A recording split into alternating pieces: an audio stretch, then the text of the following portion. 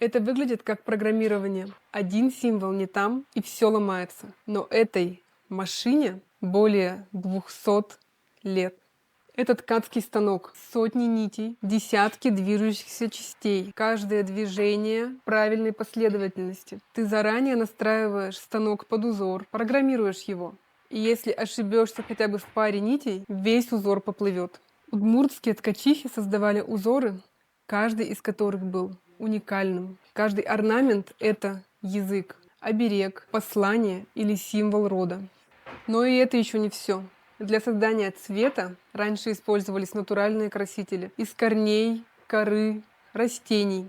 Каждый цвет — это отдельная химия. Какое растение взять, в какой пропорции, сколько варить и как закрепить. Эти рецепты хранились в секрете и передавались по наследству. Наши предки создали технологию, которая требовала знаний математики, физики, химии и искусства одновременно. И все это они делали без электричества, только руками и головой.